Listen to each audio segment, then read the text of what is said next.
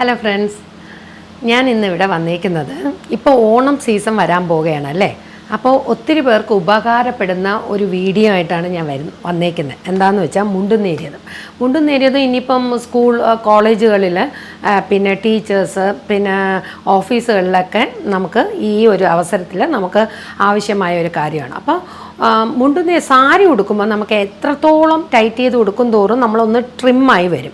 പക്ഷേ ഈ മുണ്ടുന്നേരിയത് ഉടുക്കുമ്പോൾ ഉള്ളൊരു പ്രശ്നം എന്താണെന്ന് വെച്ചാൽ അതിൻ്റെ കര വലുതാകും തോറും നമ്മൾ കുറച്ചുകൂടെ ഒരു വലിപ്പം ഉള്ളതായിട്ട് വണ്ണം കൂടുതലായിട്ട് നമുക്ക് ഫീൽ ചെയ്യും അല്ലേ.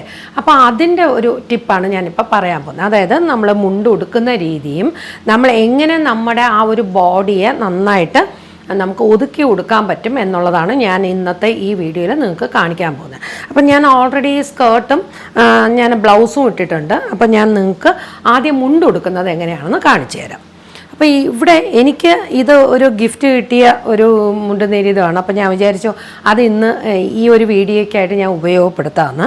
അപ്പോൾ സാധാ മുണ്ട് നമുക്ക് കിട്ടുമ്പം ചില മുണ്ടുകൾ ഒറ്റ ലെയർ ആയിരിക്കും. അതായത് ഒറ്റ ലെയർ മീൻസ് ഡബിൾ ആയിരിക്കില്ല. അപ്പോൾ ഈ ഡബിൾ വരുമ്പോൾ എന്താണെന്ന് വെച്ചാൽ കുറച്ച് കട്ടി കൂടുതൽ തോന്നും. ചിലത് വന്നിട്ട് വളരെ തിന്നായിട്ട്, അതായത് നേരിയതിൻ്റെ അത്രയും ഉള്ള ഒരു ഒറ്റ ലെയർ മാത്രമേ കാണൂ. പക്ഷേ എനിക്കിപ്പോൾ ഇവിടെ ഈ കിട്ടിയിരിക്കുന്ന മുണ്ട് നേരിയതെന്ന് പറയുന്നത് ഡബിൾ ലെയറാണ്. അപ്പോൾ അതിന് യഥാർത്ഥത്തിൽ പറഞ്ഞാൽ കുറച്ച് കട്ടി കൂടുതലും ഉണ്ട്.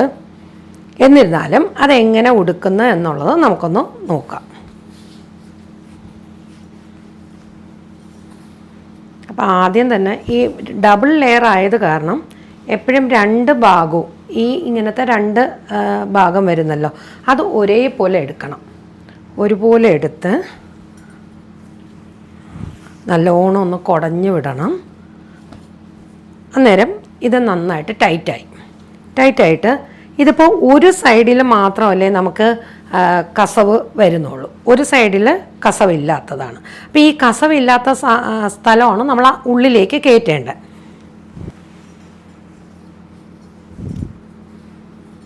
ഇതിപ്പോൾ ഈ ഒരു എൻഡും ഉണ്ട്, പിന്നെ വന്നിട്ട് ഈ ബോർഡർ വരുന്ന ഒരു എൻഡും ഉണ്ട് അല്ലേ. അപ്പോൾ ആദ്യം ഇത് നമ്മൾ കയ്യിലേക്ക് ഇടുക. ഇത് വന്നിട്ട് ഇങ്ങനെ മടക്കിയിട്ട് ഇവിടെ വേണമെങ്കിൽ കുത്താമായിരുന്നു, അത് ഒത്തിരി ബോർഡർ ഉണ്ടെങ്കിൽ. ഇപ്പോൾ ബോർഡർ ഇല്ലാത്തത് കാരണം നമ്മൾ സാരിയുടെ ഫസ്റ്റ് ലെയർ കുത്തുമല്ലോ, അതുമാതിരി ഇതിന് ഞാൻ എൻ്റെ സ്കേർട്ടിലേക്ക് സാരിയുടെ ഫസ്റ്റ് ലെയർ കുത്തുന്ന മാതിരി തന്നെ കറക്റ്റ് നമ്മുടെ കാല് മുന്നോട്ട് വയ്ക്കുമ്പോൾ നമുക്ക് നടക്കാൻ കംഫോർട്ടായിരിക്കണം. അതുമാതിരി ഞാനിത് ഉള്ളിലേക്ക് എടുക്കുകയാണ്.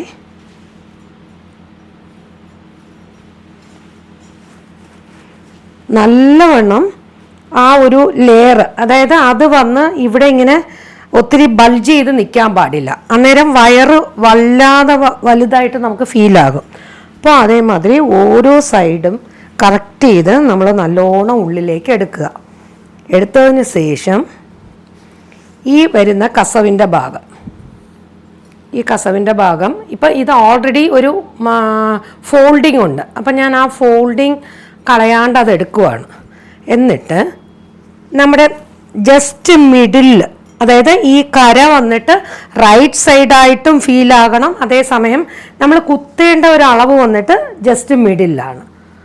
അപ്പോൾ ഓൾറെഡി ഇതിൻ്റെ അകത്ത് രണ്ട് സൈഡിലും എനിക്ക് ഫോൾഡിങ് കാണാൻ പറ്റുന്നുണ്ട്. അപ്പോൾ ഇങ്ങനെ ഒരു കഷ്ടം വരുവാണെങ്കിൽ ഇപ്പോൾ ഒന്നുകിൽ അത് അഡ്ജസ്റ്റ് ചെയ്ത് നമുക്ക് കുത്താം. അതല്ല എന്നുണ്ടെങ്കിൽ നമ്മൾ എന്താ ചെയ്യേണ്ടതെന്ന് വെച്ചാൽ ഇത് ഒരിക്കൽ നിവർത്തിയിട്ട് നമ്മളൊന്ന് നന്നായിട്ട് അയൺ ചെയ്യുക. അപ്പോൾ ഇത് ഞാനിങ്ങനെ ഒരു പ്ലീറ്റ് മാത്രമാണ് ഞാനിപ്പോൾ എടുത്തേക്കുന്നത്. എന്നിട്ട് ഇതും ഞാൻ ജസ്റ്റ് എൻ്റെ സ്കേർട്ടിൻ്റെ അകത്തേക്ക് ഞാനിങ്ങനെ കൊണ്ടുപോയി. കണ്ടോ, ഇപ്പോൾ വളരെ ഈസി ആയിട്ട് വന്നില്ലേ. ഇതിങ്ങനെ വന്നതിന് ശേഷം നമ്മുടെ ഇങ്ങനത്തെ പിൻസ്, അതായത് വലിയ പിന്നാണ്, ഈ പിന്ന് അവൈലബിൾ ആയിരിക്കും. ഈ പിന്ന് വെച്ചിട്ട് നമുക്ക് ഉള്ളിലേക്ക് സ്കേർട്ടോട് കൂടെ ചേർത്തിട്ട് നമുക്കിത് കുത്താവുന്നതാണ്. അതായത് ഇപ്പം ആദ്യമായിട്ടൊക്കെ ഉടുക്കുന്നവർക്ക് അത് അഴിഞ്ഞു പോകുമെന്നൊരു പേടിയാണ്. അപ്പം ഞാൻ ഇവിടെ ഒരെണ്ണം കുത്തി, ഇനി ഈ എൻഡിൽ അത് ഞാൻ വലിയ പിന്ന് തന്നെയാണ് കുത്തുന്നത്. ഇവിടെ നിങ്ങൾക്ക് ഒന്നോ രണ്ടോ പിന്ന് കുത്താം. പിന്നെ ചുരിദാറിൻ്റെ ആ ഒരു ചരട് നമുക്ക് വേണമെങ്കിൽ അതും നമുക്കിവിടെ ഇങ്ങനെ ഒന്ന് ടൈ ചെയ്ത് കെട്ടാവുന്നതാണ്. കാരണം അതിൻ്റെ പുറത്ത് പിന്നെ നേരിയത് വരുമ്പോൾ നമ്മളിവിടെ ഇങ്ങനെ പിൻ ചെയ്തതോ ഒന്നും പുറത്ത് കാണാൻ പോകുന്നില്ല. പിന്നെ അടുത്തത് വന്നിട്ട് നേരിയതാണ്. നേരിയത് നമ്മൾ ജസ്റ്റ് എടുക്കുന്നു. അതിലും ചിലതിൽ ഫോൾഡിങ് കാണും. ഞാൻ അതാണ് ഫോൾഡിങ് നോക്കി എടുത്തു കഴിഞ്ഞാൽ നമുക്ക് മടക്കാനും ഒക്കെ എളുപ്പമായിരിക്കും. അല്ലെങ്കിൽ ഈ ഫോൾഡ് നമുക്ക് വേണ്ടാന്നുണ്ടെങ്കിൽ നമ്മൾ ഉപയോഗിക്കുന്നതിന് മുമ്പേ അയൺ ചെയ്യുക. അപ്പോൾ ഞാൻ ഈ ഫോൾഡിങ് എടുത്തിട്ട് ഞാനൊരു മീഡിയം വീതിയിൽ ഞാനിപ്പോൾ സ്റ്റാർട്ട് ചെയ്തേക്കുകയാണ്. സാധാരണ നമ്മൾ സാരിയുടെ ഒരു പ്ലീറ്റ് എടുക്കുന്ന മാതിരി.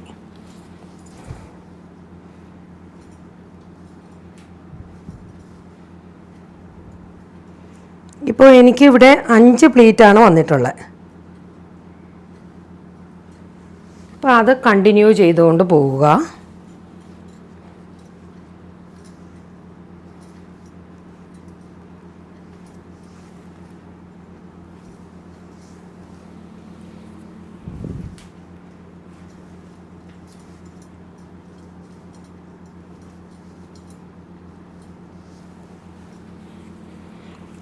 സാരി മാതിരി ചിലപ്പോൾ നമുക്ക് നീ ലെങ്ത്ത് വരെ കിട്ടുന്ന മാതിരിയോ അല്ലെങ്കിൽ ഒത്തിരി പല്ലു ലെങ്ത്ത് കൊടുക്കാൻ പറ്റൂലായിരിക്കാം. എന്നാലും ഒരു മിഡിൽ പോർഷനിലെങ്കിലും ഒരു ലെങ്ത്ത്. ഇതേ ഇപ്പോൾ എനിക്ക് ഇത്രയും കിട്ടിയിട്ടുണ്ടേ. ഇപ്പോൾ ഹൈറ്റ് കൂടുതലുള്ളവരാണെങ്കിൽ അവർ വാങ്ങുമ്പം തന്നെ ആ ഒരു നേരിയതിൻ്റെ നീളമാണ് നിങ്ങളൊന്ന് ശ്രദ്ധിക്കേണ്ടത്. ഒരു 4, 5 ഒക്കെ ഉള്ളവർക്ക് ഇത് കറക്റ്റായിരിക്കും. അപ്പം എപ്പോഴും പ്ലീറ്റ്സ് എടുക്കുമ്പം ഞാൻ ഈ എൻഡ് വന്നിട്ട് മടക്കിയിട്ടാണ് എടുക്കുന്നത്. അന്നേരമാണ് നമുക്ക് കറക്റ്റായിട്ട് എടുക്കാൻ എളുപ്പം. എന്നിട്ട് ഞാൻ ഇതെല്ലാം കൂടെ ഫോൾഡ് ഈ ഒരു സ്റ്റാർട്ടിങ് സ്ഥലത്ത് ഞാനൊരു പിന്ന് കുത്തുവാണ്. ഞാൻ ഇങ്ങനെയല്ല കുത്തുന്നത്, ഞാൻ ഈ സൈഡിലാണ് കുത്തുന്നത്. ഇത് വേണ്ട എന്നുണ്ടെങ്കിൽ നിങ്ങൾക്ക് വേണ്ടാന്ന് വയ്ക്കാം. അത് കഴിഞ്ഞിട്ട് ഇതിനെ ജസ്റ്റ് ഒന്ന് ഫോൾഡ് ചെയ്ത് നല്ലോണം ഫോൾഡ് ചെയ്തിട്ട് നമ്മളൊരു പ്രസ് കൊടുത്തിട്ട് വിടാമെങ്കിൽ അത് ശരിക്കും നല്ല അയണിങ് മാതിരി തന്നെ അവിടെ കിടക്കും. ഇനി അടുത്തത് വന്നിട്ട് ഇവിടുത്തെ പ്ലേറ്റാണ്. ഇത് നമ്മളിങ്ങനെ എടുക്കുന്നു. എടുത്തതിന് ശേഷം ഇത് 2 രീതിക്ക് ചെയ്യാം. ചില ഇത് വന്നിട്ട് ഒത്തിരി നീളവും വീതിയൊക്കെ ഉള്ളപ്പോൾ ചില ആൾക്കാർ ഇതിനെ മേലിലാണ് കുത്തുന്നത് അല്ലേ. ഇതിനെ നമുക്ക് ഈ അടിഭാഗത്തേക്ക്, അതായത് നമ്മൾ ഈ പിൻ ചെയ്യുന്നതിന് മുന്നേ അല്ലെങ്കിൽ പിൻ ചെയ്ത ആ പോർഷൻ നമ്മൾ ഇളക്കിയതിന് ശേഷം ഇതാദ്യം നമുക്ക് അടിയിലേക്ക് വെച്ച് കുത്താം. കുത്തിയതിന് ശേഷം അതിൻ്റെ പുറത്ത് ഇത് വരാമെങ്കിൽ കുറച്ചുകൂടെ ദേഹഭാഗം വന്ന് ഒതുങ്ങിയിരിക്കുന്ന മാതിരി തോന്നും. അപ്പോൾ ഇതിപ്പോൾ നിങ്ങൾക്ക് മനസ്സിലായി കാണുമെന്ന് വിചാരിക്കുന്നു. ഞാൻ എന്തായാലും എൻ്റെ ഈ ടീഷർട്ട് മാറ്റിയിട്ട് ഞാൻ തിരിച്ച് വന്നിട്ട് അത് ഒരിക്കൽ കൂടെ എക്സ്പ്ലെയിൻ ചെയ്യാം. അപ്പം ഞാൻ ടീഷർട്ട് മാറ്റിയിട്ടുണ്ട്. അപ്പോൾ ഞാൻ ഇതിന് പെയർ ചെയ്തേക്കുന്നത് ഈ ഒരു ബ്ലൗസാണ്. ഇതിൽ കളർ ബ്ലൗസസ് നിങ്ങൾക്ക് ഇഷ്ടമുണ്ടെങ്കിൽ അങ്ങനെ ചെയ്യാം. അപ്പം നമ്മൾ അടുത്തത് നമ്മുടെ ഈ കുത്തുന്ന കാര്യത്തിലേക്ക് വരികയാണ്. അപ്പം ഞാൻ നേരത്തെ നിങ്ങളോട് കാണിച്ചത് ഇത് ഓൾറെഡി ഞാൻ ഇങ്ങനെ ഉള്ളിലേക്ക് വെച്ചിട്ട് ഞാൻ വലിയ പിന്ന് വെച്ച് ലോക്ക് ചെയ്യുന്നതായിട്ടാണ് കാണിച്ചത്. അപ്പം ഞാനിപ്പം ഇതിനെ ഒരു സാരി നമ്മൾ എങ്ങനെ ഉടുക്കുന്നു എന്നുള്ള അതേ ഒരു എഫക്റ്റിൽ വരാനായിട്ട് ഞാനിതിനെ ഫസ്റ്റ് ഇവിടെ ഞാൻ ഒരു പിന്ന് കുത്തുവാണ്.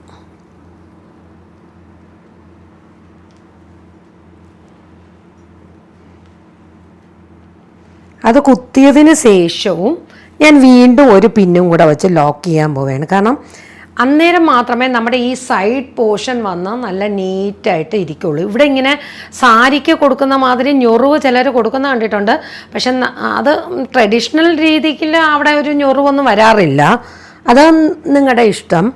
പക്ഷേ എന്നിട്ട് ഞാനത് ഇവിടെ വീണ്ടും ടൈറ്റ് ചെയ്തിട്ട് ഞാൻ ഇവിടെയും കൂടെ ഒരു പിന്ന് വെച്ച് ലോക്ക് ചെയ്യുകയാണ്.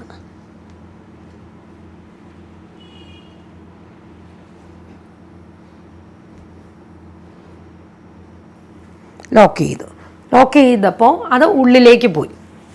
ഇനി ഞാൻ നേരത്തെ എടുത്ത ആ ഒരു പോർഷൻ, അതായത് അത് കുറച്ച് മിഡിലിൽ വരുന്ന മാതിരിയും ഞാനിപ്പോൾ ഈ ഒരു എടുത്തതിൽ ഞാൻ എൻഡിൽ പിന്നൊന്നും കുത്തിയിട്ടില്ല. വേണമെങ്കിൽ അത് ഒത്തിരി വലിയ കസവാണ്, വെയിറ്റ് കൂടുതലുണ്ടെങ്കിൽ നമുക്ക് താഴത്തെ എൻഡിലും കൂടെ പിൻ ചെയ്യാം. പക്ഷേ ഇതിന് അതിൻ്റെ ആവശ്യമില്ല, നല്ല കനം കുറഞ്ഞ ഒരു മെറ്റീരിയലാണ്.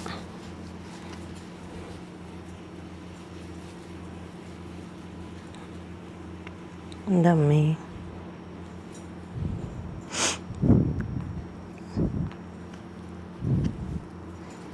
ഞാൻ നേരത്തെ ഒരു പിന്ന് കുത്തിയിട്ടുണ്ടായിരുന്നില്ലേ, അതാണ് സ്റ്റക്കായത്. അപ്പം ഞാൻ ഇതേ കുത്തി. ഇത് കുത്തിയതിന് ശേഷം നമുക്ക് എന്താ ഇതിന് ഡബിൾ ലോക്ക് മീൻസ് അടിയിൽ നമ്മളത് കുത്തിയിട്ടുണ്ട്, എന്നാലും നമുക്ക് താഴെ പോകുമോ എന്നൊരു ഭയം ഉണ്ടെങ്കിൽ ഒന്നുകിൽ ഈ എൻഡ് അകത്ത പോർഷനിൽ വെച്ച് വേണമെങ്കിലും കുത്താം, അതാകുമ്പോൾ പുറത്ത് കാണൂല. ഞാൻ അതിനെ ലോക്ക് ചെയ്ത് കുത്തി. അതായത് എങ്ങനെ നമ്മളൊന്ന് കാല് തട്ടിയാൽ പോലും അത് പോകാത്ത രീതിക്ക്. എന്നിട്ട് ഈ മുന്താണിയുടെ ഈ പ്ലീറ്റ്സ് വന്നിട്ട് ഞാനിപ്പോൾ ഇതിൻ്റെ അകത്ത് 5 എടുത്തേക്കുന്നത്. ശരിക്കും പറഞ്ഞാൽ ഒത്തിരി കുഞ്ഞ് പ്ലീറ്റ്സ് എടുക്കാതിരിക്കുന്നതായിരിക്കും നല്ലതെന്നാണ് എൻ്റെ ഒരു അഭിപ്രായം. കാരണം ഒരു ട്രഡീഷണൽ വെയറിന് സാരി മാതിരി ഒരു ക്രിസ്പല്ല വേണ്ടത്. ഇത് ആക്ച്വലി ഒരു ബ്രീത്തബിൾ ക്ലോത്തും കൂടെയാണ്, കോട്ടൺ തുണിയായത് കാരണം.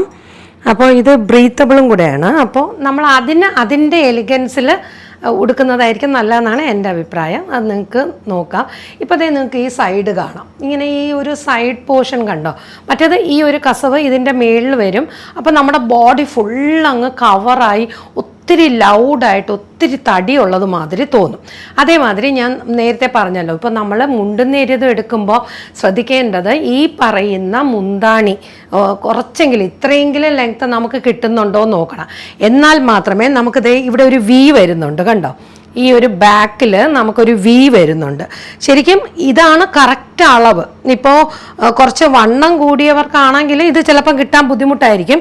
എന്നാലും ഈ ഒരു പോർഷൻ ബാക്കിലും ആ ഒരു വി, പണ്ടത്തെ ഹാഫ് സാരിയൊക്കെ ഉടുക്കുന്നവർക്ക് അറിയാമായിരിക്കും, പുറകിൽ ആ ഒരു വി വരണം. ചില മുണ്ട് നേരിയതിന് ശരിക്കും പറഞ്ഞാൽ നമ്മൾ ഇത്രയും ലെങ്ത്ത് നമ്മുടെ ഈ മുന്താണിക്ക് ഇട്ട് വരുമ്പം ഈ വിക്ക് പകരം അത് കയറി ഇവിടെ വരുന്നതായിട്ട് ഞാൻ കണ്ടിട്ടുണ്ട്.